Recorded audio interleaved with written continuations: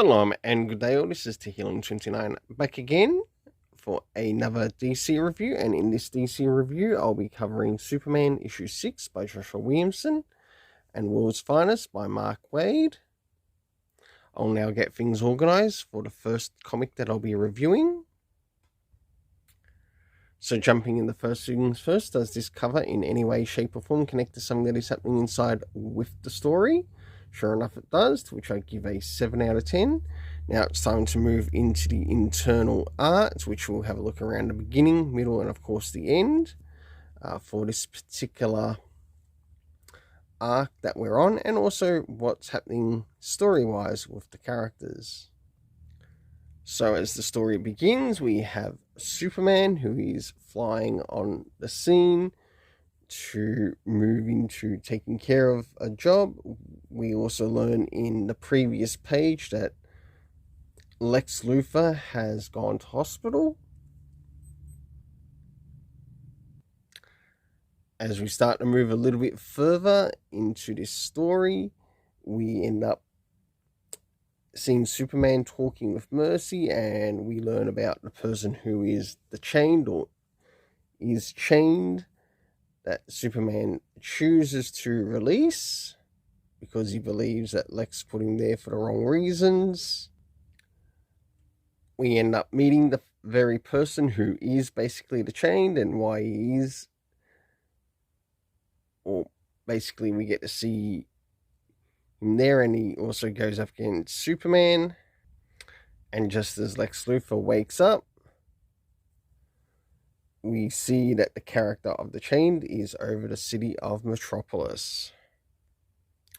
For the internal art, I give it a 6.5 out of 10, as I felt like it could have been a little bit more clearer in some places. Moving into the area of the story, first things first, do we have anything comic reference-wise? No, we don't. Next is the area of time, to which we understand that this takes place 2 weeks later. The location is the, of course, Metropolis, and we also get to see what's happening at Supercorp. The cast of characters consisting of Lex Luthor, we still have Dr. Farmer and Mr. Kraft still around. We have Clark Kent Superman, Jimmy Olsen, Lois Lane. We also have Mercy. For the overall story rating in this, I give a 7 out of 10. Now it's time to move into the next thing that will be reviewed, and that is The World's Finest by Mark Waid. Okay, now it's time to move into World's Finest, issue 19, and as you can see there, I've got the regular and a variant.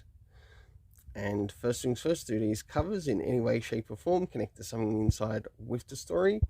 The first one does, the second one of course does not.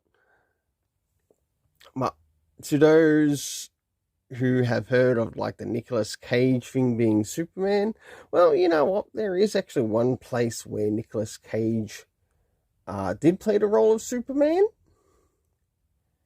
and it was in the Teen Titans Go animated movie, so you might want to check it out.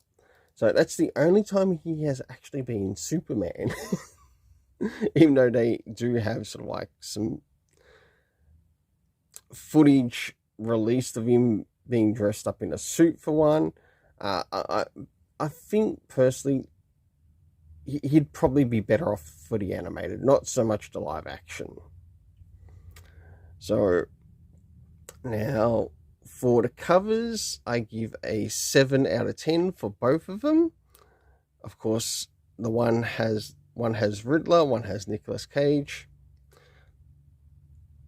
It's now time to move into the internal with the story, to which we'll have a look around the beginning, middle, and of course the end. And with that, I'll use the variant cover for that. So as the story begins, we have Superman going up against Jax-Ur. We see Batman in the Phantom Zone with Alfred, And one thing I must say that I only call the minutest little criticism on this is that we have Alfred calling Bruce Batman Master Bruce in this, which I don't think is really smart, as it gives away his identity.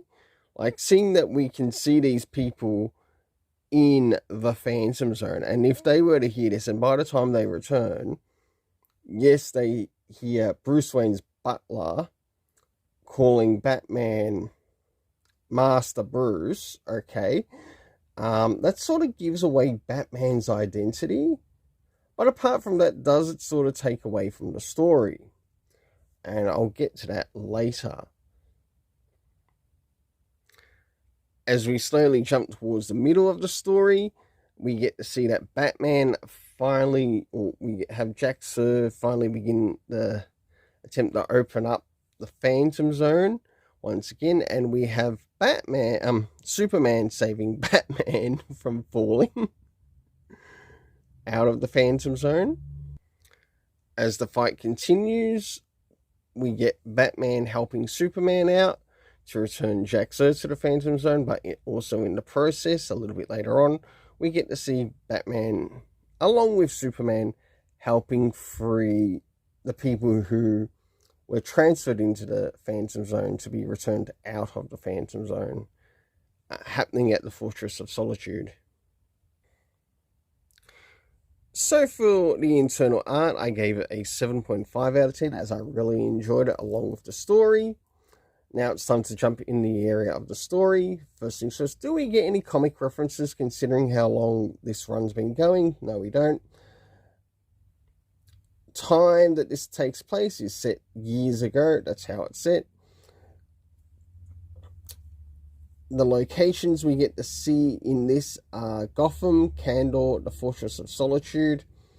The cast of characters consisting of Superman, Batman, Jack Sir, Alfred, the Riddler, and also someone called Aether, the Messiah. For the overall story rating in this, I give a 7 out of 10. Until then, let's keep it colourful and have yourself an awesome day.